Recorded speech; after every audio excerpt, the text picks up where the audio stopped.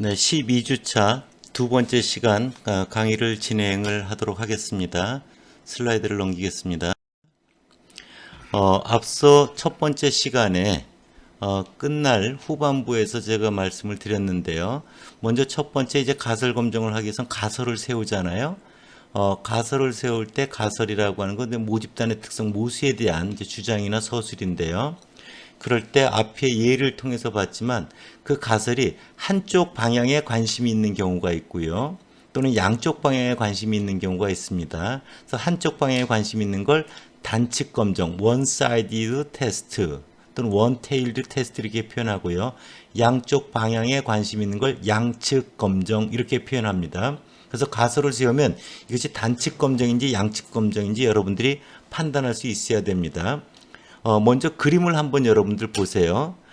그림을 보면은 오른쪽 검정이라고 하는 걸 보면은 거기 그림에 색칠되어 있지 않은 하얀 영역이 예를 들어서 그 봉우리가 높게 솟은 가운데가 가로가 이제 차이 영역이라고 해봐요. 차이. 제일 높은 높은 위치가 차이가 0인 경우죠. 차이가 없는 경우죠. 없다가 기무가설이잖아요. 그래서 기무가설의 채택력이 하얀색이고요. 그 차이가 없다. 정 가운데서 우측으로 갈수록 차이가 점점 큰 거죠. 그래서 오른쪽 방향에 한쪽 방향에만 관심을 두는 거죠. 과거보다 예를 들어 서비스 만족도 평균이 좋아졌다고 할 수 있느냐 이런 건 이제 좋아진 쪽, 큰 쪽을 말하죠. 그래서 그쪽을 색칠된 것을 이제 기강력, 즉 H1을 지지해주는 영역 이런 겁니다. 그 기강력에 보면은 알파라고 되어 있는 게 알파가 0.05면 5% 유의 수준에서 기각한다. 라고 하면 한쪽에 알파를 다 영역을 잡아먹는 거고요. 왼쪽 검정 같은 경우는 똑같은 경우에서 왼쪽에 기각력이 있죠, 여러분들. 앞서 얘기한 것처럼 새로운 약품이 치료 기간이 15일보다 작아졌다고 할 수 있느냐면 더 작은 게 좋은 거잖아요. 그럴 때 이제 왼쪽에 기각력이 되는 거죠. 그것 또한 알파 영역을 다 잡아먹고 있는 겁니다. 그래서 여러분들 한쪽에 우리가 정해져 있는 수준 알파의 기각력을 다 가지고 있는 경우가 단측 검정이 됩니다. 한쪽 방향에 관심이 있죠. 그래서 기무가설은 뮤 이꼬로 뮤제로와 차이가 없다. 대립가설은 뮤가 뮤제로보다 크다. 큰 쪽에 관심이 있는 거고요. 또 대립가설은 뮤는 뮤제로보다 작다. 그러면 작은 쪽에 관심이 있는 거죠. 그래서 작은 쪽은 왼쪽 검정, 큰 건 오른쪽 검정이 되는 거죠. 양측 검정은 two-sided test라고 해서 기강력이 왼쪽과 오른쪽 양쪽으로 구분되는 겁니다. 그래서 그 예를 보면요. A 회사에서 생산되는 제품의 함량치가 150g인지 아닌지의 문제는 기무가설은 뮤 이꼬르 뮤제로는 과거와 같이 함량치 150g과 차이가 없다 이거고요. 대립가설은 150g이 아니다 이런 거죠. 아니다라는 건 작어도 아니고 커도 아닌 거죠. 그래서 가운데 봉우리 제일 높은 정중앙의 위치가 150과 차이가 없는 0, 차이가 0인 경우고요. 오른쪽으로 갈수록 플러스 차이가 큰 거고 왼쪽으로 갈수록 작은 것의 차이가 큰 거죠. 키로 본다면 가운데가 평균 키, 오른쪽으로 갈수록 키가 더 큰 거고 왼쪽으로 갈수록 키가 작은 것.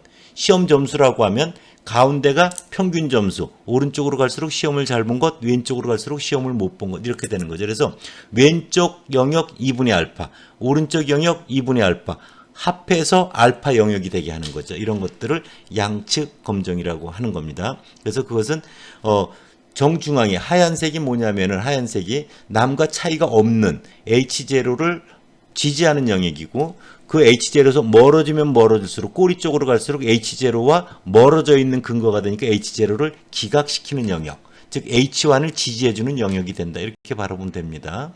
다음 페이지로 갈게요. 여러분들 조금 어려운 말이긴 한데 이제 유의 수준이라고 하는 것, 자 가설을 세우면 그 가설이 단측인가 양측인가 판단하고 두 번째 가설 검증의 단계가 어느 정도 되면 그러면 차이가 있다라고 할 것인가, 어느 정도 되면 그 사람의 주장을 인정해 줄 것인가 하는 그 경계값이 이제 유의 수준이라고 하는 겁니다. 유의 수준. 예를 들면 이런 거예요. 유의 수준 0.05 그러면 95% 신뢰 수준하고 같은 의미고요.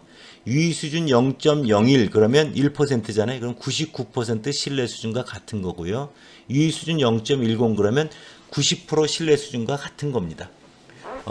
쉽게 말하면 여러분들 이렇게 생각을 해봐요. 여러분들이 그 시험을 봤다고 해봐요. 시험을 봤을 때 귀무가설은 다른 사람과 내가 성적면에 있어서 차이가 없다가 귀무가설이잖아요. 대립가설은 다른 사람에 비해서 시험을 나는 더 잘 봤다. 이것이 이제 주장하는 거라고 해봐요. 그럴 때 5% 유의 수준이라는 건 뭐냐면 시험을 봤을 때 100명 중에 5등 안에 들면 뭐예요? 5등, 4등, 3등, 2등, 1등을 말하잖아요. 그렇죠? 5등 안에 들면 남보다 시험을 잘 봤다라고 인정해 줄게. 이런 거예요. 1% 유의 수준은 100명 중에 1등을 해야만, 1000명 중에는 10등 안에 들어야만 남보다 시험을 잘 봤다라고 인정해 줄게 하는 그런 기준으로 여러분들 생각하면 좀 더 직관적 이해가 쉽지 않을까 하는 생각이 듭니다. 그래서 여러분들 뭐냐면은 유의 수준은 원래는 남과 달리 차이가 없는데도 불구하고 95% 신뢰 수준이라는 건 5%는 틀릴 수 있다라는 거잖아요. 그렇죠? 틀릴 수 있는데 그거보다는 95%를 믿을 수 있는 부분에 더 우리가 힘을 실어주는 거죠. 그래서 유의 수준은 시그니피컨스 레벨이라고도 하고 알파라고도 기호로 표현합니다. 이걸 타입 1 에러 또는 제1종 오류라고 하는데 이것은 뭐냐면은 어느 정도 증거가 돼야 남과 차이가 있다라고 유의하다고 판단할 것인에 대한 기준을 둔 겁니다. 그래서 0.05 그러면 100명 중에 5등 안에 들어야 남보다 시험을 잘 봤다라고 인정해 주겠다 이런 거죠. 그리고 원래 의미는 이런 거예요. 귀무가설 차이가 없다. 즉 귀무가설이 참인데도 불구하고 귀무가설을 뭐예요? 기각시켜 버리는 거예요. 즉 대립가설 H1을 지지해 주는 거죠. 그래서 대립가설을 지지하니까 연구자의 주장을 인정해 주는 거죠. 이런 것들을 제1종 오류라고 하는 건데 그 오류가 5%는 넘지 마라 이런 거예요. 유의 수준을 정해주면. 그래서 귀무가설이 참인데도 불구하고 귀무가설 H0를 기각시키는 오류. 그래서 0.01, 1% 유의 수준, 0.05, 5% 유의 수준, 0.10, 10% 유의 수준이라고 하는 겁니다. 그래서 실제로 차이가 없는데 차이가 있다라고 잘못 결론 내릴 확률. 이것은 우리가 표본으로부터 얻은 그 데이터 결과가 잘못될 수 있는 가능성에 대한 위험인 거죠. 그렇죠? 데이터가 얻어진 것을 기준으로 보면 그렇게 잘못 판단할 수 있는 그 가능성을 우리가 제1종 오류라고 하고요. 제2종 오류 타입 2 에러라고 하는 건 대립가설이 즉 주장하는 게 참이에요. 주장하는 게 맞는데도 불구하고 걔를 인정 안 해주고 귀무가설을 차이가 없다라고 귀무가설을 채택해버리는 오류입니다. H1이 참인데 그것을 지지해주지 않는 오류. H1이 참인데 즉 귀무가설이 거짓일 때 귀무가설을 채택하는 오류입니다. 그러니까 불량품을 양품이 아닌 불량품을 양품으로 판단을. 그래서 이걸 베타라고 기호로 표현하는데요. 실제로 효과가 있는데도 불구하고 효과가 없다라고 내리는 결론이 됩니다. 이게 제2종 오류예요. 다음 페이지로 가보면요. 이게 되게 여러분들 좀 헷갈릴 수 있습니다. 헷갈릴 수 있어서 이 내용을 좀 자세하게 여러분들 설명하려고 하는데요. 그래서 통계적 가설 검증에서 제1종 오류와 제2종 오류의 의미를 한번 이해해보자. 아마 여러분들이 2학년을 가서도 이걸 다시 여러분들 배우게 될 텐데 한번 이렇게 생각을 해보세요. 통계적으로 가상적으로 설정한 것이 어느 게 맞는지를 검증하는 거는 데이터를 얻잖아요. 표본이라는 것. 모집단의 일부를 뽑습니다. 모집단의 일부 정보를 가지고서 판단하는 것이기 때문에 오류가 있을 수가 있는 거죠. 그래서 통계적 가설에서 오류가 있을 수 있는 건 뭐냐? 귀무가설 차이가 없다가 참인데 귀무가설을 기각시켜버리는 H0가 참인데 차이가 없는데도 불구하고 차이가 있다라고 말하는 것. 제2종 오류는 차이가 있는데도 불구하고 차이가 없다라고 말하는 이런 오류 두 가지로 구분이 된다. 이러한 오류를 여러분들 이해를 돕기 위해서 살인사건의 재판에 비유해서 한번 여러분들 설명해 볼게요. 검사들은 혐의가 있는 사람을 기소하죠. 그리고 너는 살인을 저질렀어 하고 유죄를 주장합니다. 이 경우 죄가 있다라고 말하는 건 대립가설입니다. 그러나 모든 사람이 죄가 있다라는 판결이 있기 전까지는 뭐예요? 무죄죠. 무죄 원칙입니다. 그래서 이러한 무죄의 주장, 죄가 없다가 귀무가설이 됩니다. 그래서 귀무가설은 무죄다. 대립가설은 유죄다. 이런 거죠. 즉 귀무가설은 살인을 하지 않았다. 살인죄가 없다. 대립가설은 살인죄가 있다. 이런 거죠. 그래서 검사는 이런 죄가 있다라는 걸 입증하기 위해서 여러 가지 증거나 뭐 이런 근거 자료를 막 이렇게 모으잖아요. 그래서 주장을 하는 겁니다. 근데 이러한 증거가 충분하지 않을 때 피고는 뭐예요? 무죄로 판결을 받게 되는 거죠. 그래서 유죄를 뒷받침하지 못하면 무죄는 저절로 성립하는 겁니다. 자, 여기서 봐.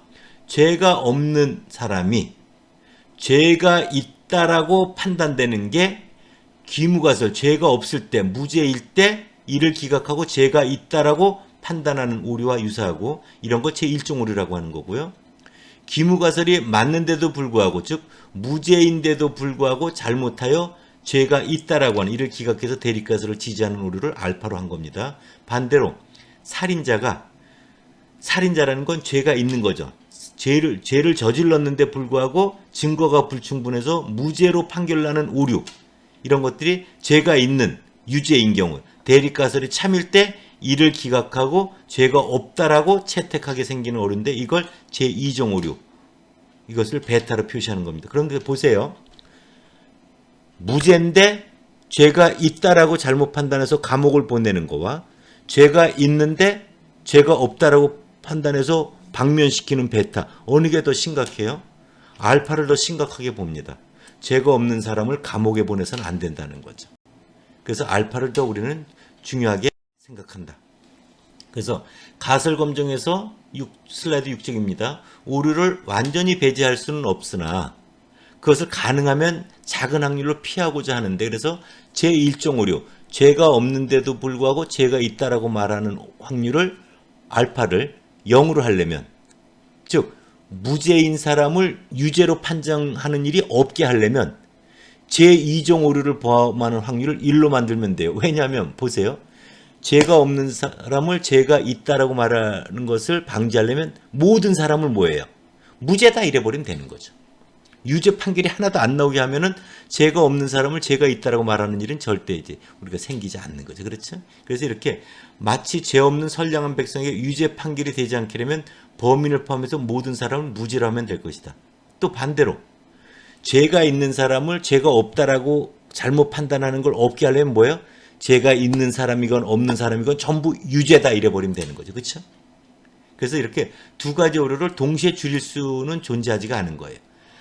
제1종 오류를 0으로 하면 제2종 오류는 1이 되고요. 제1종 오류가 1이 되면 제2종 오류는 0이 됩니다. 그래서 이럴 경우 우리는 어떻게 하냐면 더 심각한 제1종 오류를 알파로 정해놓고 그걸 넘어가지 않게 하고 제2종 오류, 즉 죄가 있는 사람을 죄가 없다라고 말하는 게 베타니까 죄가 있는 사람을 죄가 있는 거로 제대로 판정하는 건 1-베타죠. 이걸 검정력이라고 하는데요. 그래서 그것이 최대가 되게 하는 검정을 우리는 이용한다. 즉 죄가 없는 사람을 죄가 있다라고 말하는 거는 오류가 최소한의 기준을 넘어가면 안 돼 해서 유의 수준으로 설정해 놓고요. 죄가 있는 사람을 죄가 있다라고 판정하는 1-베타를 최대가 되게 하는 그걸 검정력이라는데 그런 검정을 선택한다. 그래서 맨 마지막 문장을 보면 살인사건의 재판에서 혐의자가 무죄의 판결을 내리는 것이 혐의자가 실제로 죄가 없음을 증명하는 것이 아닌 것과 같이, 즉 죄가 있다고 판결 내리기에는 현재 증거가 불충분하다라고 판단하는 게 더 현명하다 이거죠. 기무가설을 채택한다는 것이 기무가설이 실제로 사실인 걸 증명한 건 아니다. 다만 현재 증거 자료를 기준으로 볼 땐 죄가 있다라고 주장할 만한 충분한 증거가 되지 못하기 때문에 자연스럽게 기무가설이 된 것이다. 이렇게 보시면 됩니다. 표로 정리해 놨어요.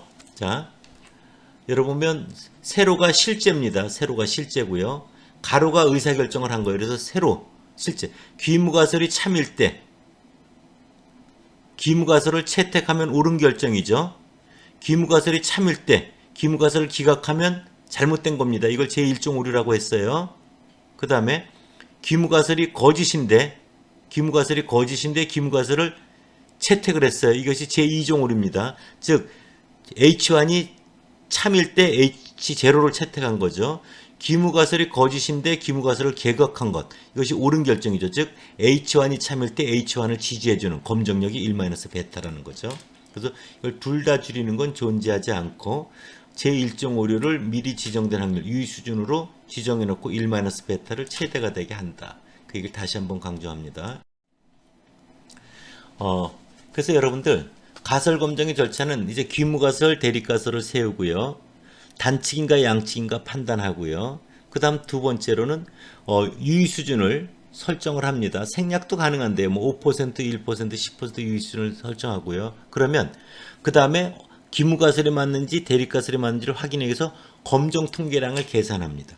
검정 통계량은 앞에 비타민의 경우는 비타민 C를 복용한 사람들의 감기에 암 걸린 비율 26%, 비타민 C가 아닌 가짜 약을 먹은 사람의 감기 안 걸린 비율 18%를 뺀 차이, 그것이 8%보다 뭐 10%, 20% 이러면 점점 더 비타민 C를 먹으면 감기에 안 걸린다는 증거가 강하게 되는 거잖아요. 그런 것들이 검정 통계량인 거예요. 그래서 귀무가설과 대립가설 중 어느 하나를 채택하는데 사용되는 기준이 되는 이제 데이터를 통해 얻게 되는 통계량인데요.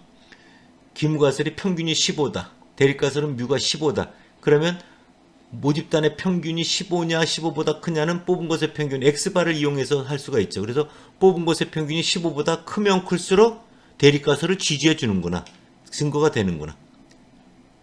15와 가까우면 가까울수록 귀무가설을 기각하기 어렵겠구나. 뭐 이런 것들을 생각할 수 있는 거죠. 그래서 기각력은 귀무가설을 기각하고 대립가설을 인정해주는 그런 검정 통계량의 영역이다. 그래서 위의 예에서 보면 뮤가 15고 뮤가 15보다 크냐. 그러니까 뭐예요?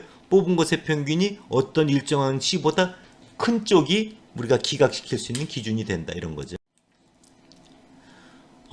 마지막으로 여러분들 정말 또 하나 중요한 게 이제 유의 확률인데요. 앞서 이런 얘기를 했잖아요, 여러분들.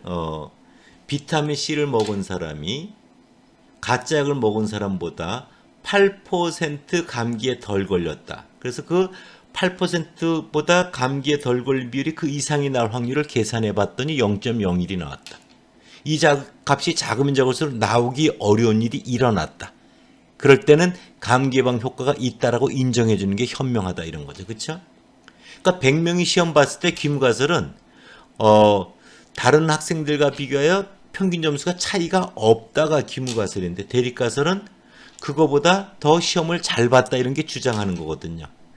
그랬을 때 예를 들어서 100명 중에 5등 안에 들면 남보다 잘 봤다라고 인정해 줄게. 이게 유의 수준 5%라 그랬잖아요. 근데 이 학생이 2등을 했어요. 그러면 뭐예요? P값이 얼마가 나와요? 0.02가 나옵니다. 1000명이 시험을 봤더니 3등을 했어요. 그럼 P값이 얼마가 나와요? 0.003이 나오는 겁니다. 그래서 바로 이렇게 차이가 없다라는 가설이 옳다는 가정하에서 우리가 얻어진 데이터가 그보다 더 유별날, 귀무가설에 비해서 더 차이가 없다라는 것에서 멀어질, 반하는 사건이 일어날 확률이고요. 이것이 작으면 작을수록 나오기 어려운 일이 일어난 거다. 그래서 대립가설을 지지해주는 강한 증거가 됩니다. 그래서 P값이 작을수록 관측된 사건이 차이가 없다는 귀무가설에 배치되는 강한 증거가 된다. 그래서 항상 여러분들 P값이 바로 이런 차이가 있냐, 즉 유의하냐라는 검증에서 계산돼야 할 값이다. 그래서 귀무가설 하에서 차이가 없다라는 기준 하에 우리가 얻어진 값이 그보다 더 크거나 같을 확률을 의미해서 뭐뭐 이상일, 그래서 그걸 꼬리 확률이라고도 합니다. 그래서 여러분들 귀무가설이 기각을 하려니까 거짓이라고 결론을 낼 때 우리의 판단이 잘못되었을 가능성의 최대 확률이다 이렇게 바라봐도 되고요. 그래서 이런 것들을 여러분들 모두 다 가설 검정에서는 대부분 여러분들이 알고 있는 엑셀도 그렇고요. SPSS도 그렇고 다른 소프트에서도 다 이것을 P값을 제공해 주어서 여러분들이 판단하기 쉽게 하고 있습니다. 자, 그래서 여러분들 P값을 계산해서 유의 수준이 0.0으로는 100명 중에 5등 안에 들면, 근데 이 학생이 2등을 했으면 P값이 0.02가 나와요. 0.05보다 작죠. 5등 안에 들면 남보다 그 시험을 잘 봤다라고 인정해 주려고 하는데 0.02가 나왔으면 100명 중에 2등 안에 들었으니까 인정해 주면 되잖아요. 그래서 P값이 정해져 있는 유의 수준보다 작으면 우리가 차이가 없다라는 귀무가설을 기각하고 개주장 H1을 지지해 주게 되는 겁니다. P값이 만약에 0.30이 나왔다. 유의 수준은 0.05다라면 100명 중에 5등 안에 들면 남보다 시험을 잘 봤다라고 인정해 주려고 하는데 P값이 0.30이면 뭐예요? 30등 한 거예요. 그래서 P값이 유의 수준보다 크면은 남보다 시험을 잘 봤다라고 인정해 줄 수가 없게 되는 거죠. 그래서 귀무가설을 기각할 수가 없고 채택하게 되는 상황이 발생하는 겁니다. 그래서 P값이 유의 수준보다 작으면 귀무가설 기각, P값이 유의 수준보다 크면 기무가설을 채택 이렇게 여러분들 바라보면 됩니다. 앞서 비타민C 실험을 통해서 의미 설명을 다시 한번 해볼게요. 가설 검정은 차이가 없다라는 기무가설에 반하는 증거가 얼마나 강하냐를 확률로 계산해서 평가한다. 저 기무가설의 참이라는 가정하에서 데이터를 통해서 얻어진 확률이 아주 작으면 그렇게 나오기 어려운 일이 일어났다라고 하면 그것은 차이가 없는 게 아니라 개의 특별성을 인정해주는, 지지해주는 증거가 된다. 그래서 여러분들 비타민C에서는 비타민C를 복용한 집단의 감기 안 걸린 비율이 가짜약을 먹은 집단에서의 감기 안 걸린 비율보다 크면 클수록 차이가 없다는 것에 배치되고 비타민C가 효과가 있다는 것 지지하는 증거가 되지 않겠어요? 그래서 우리가 항상 기무가설 하에서 차이가 없다는 것을 해서 우리가 얻어진 사건이 발생할 확률이 바로 우리가 이런 유의하다, 차이가 있다, 이런 유의성 검증에서 계산되어야 할 값이면 이 값을 유의확률 또는 P값이라고 합니다. 그래서 여러분들 P값은 기무가설이 참인하에 우리가 얻어진 사건 또는 그 이상이 일어날 확률, 즉 기무가설에 반대되는 사건이 일어날 확률, 그 값이 작으면 작을수록 나오기 어려운 개 주장이 나오기 어려운 일이 일어났다. 그래서 연구자가 주장하는 걸 인정해 주자 이런 겁니다. 그래서 P값이 작을수록 슬라이드 11쪽 기무가설에 배치되는 강한 증거입니다. 그래서 P값을 어떤 정해져 있는 수준 알파와 비교하고요. 알파를 0.0으로 잡으면 그 5등 안에 들면 이런 거잖아요. 그래서 5% 이하로 사건이 잡히면 HGL에 배치되는 증거를 인정한다. 0.01이면 1% 유의 수준인 거죠. 그래서 P값이 알파보다 작으면 0.05보다 작으면 5등 안에 들면 P값이 0.01이면 1등 한 거죠. 100명 중에. 그럴 땐 남보다 시험을 잘 봤다라고 인정해 주자. 즉 유의 수준 알파에서 통계적으로 유의하다 이렇게 말하는 겁니다. 비타민C 실험은 유의 수준 P값이 0.01이었잖아요. 그러니까 1% 유의 수준에서 통계적으로 유의하게 효과가 있다라고 말할 수 있는 겁니다. 이제 가설 검정 절차를 지금까지 가리킨 내용을 근거로 하면요. 자, 첫 번째 뭐라고요? 가설을 설정한다. 차이가 없다. 기무가설 H0. 주장하는 것. 차이가 있다. 대립가설 H1입니다. 어느 정도 되면 차이가 있다는 걸 인정해 줄 것인가는 유의 수준 알파를 결정하고요. 5%로 할 수도 있고 1%로 할 수도 있고 10%로 수도 있고 이거는 이제 연구자가 선택을 하는 겁니다. 그 다음에 그 기준 하에 차이가 있는가 없는가를 어느 가설이 맞는지를 확인하기 위해서 검정 통계량을 선택하죠. 그래서 기무가설과 합치된 정도, 즉 비타민C 같은 경우는 감기 안 걸린 비율의 차이를 내보면 되죠. 차이를 냈더니 0이면 뭐예요? 비타민C가 가짜약이나 효과가 차이가 없다 이런 거죠. 그렇죠? 그래서 그런 것들의 검정 통계량을 계산하고 그거 근거하에 뭐예요? 유의확률 P값을 계산하는 거죠. P값을 계산해서 바로 여러분들 유의 수준보다 작으면 기무가설을 기각에 맞춰서 결과를 해석해주면 된다 이런 겁니다. 가설 검정 절차에 대한 내용을 좀 마무리를 할게요. 자, 첫 번째 뭐라고요? 기무가설 H0와 대립가설 H1을 세운다. 유의성 검정은 기무가설에 차이가 없다에 배치되며 차이가 있다라는 대립가설을 지지하는 경험적 증거를 어떻게 강하게 증거를 보여줄 수 있는가를 평가하는 통계적인 추론 방법이다. 두 번째, 유의 수준 알파를 선택한다. 유의 수준 어느 정도 되면은 유별나다라고, 즉 유의하다라고, 차이가 있다라고 인정할 것인가의 기준입니다. 통상적으로 95% 신뢰 수준에 해당되는 5% 유의 수준, 99% 신뢰 수준에 해당되는 1% 유의 수준, 뭐 이런 등을 널리 이용한다. 검정 통계량을 계산한다. 이 통계량은 기무가설과의 어느 정도 합치되는가, 차이가 있는가를 나타내는 건데 비타민C 실험의 경우 두 집단의 비감염률의 차이가 크면 클수록 비타민C를 먹으면 감기가 덜 걸린다라는 증거가 되는 거죠. 그 데이터에 근거해서 유의확률 P값을 계산하고요.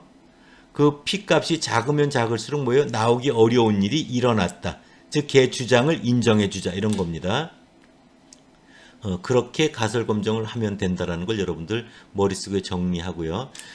세 번째 시간에서는 이와 관련된 내용을 하나하나 사례를 중심으로 또 소프트웨어를 이용해서는 어떻게 하는가를 여러분들에게 보여드릴 겁니다.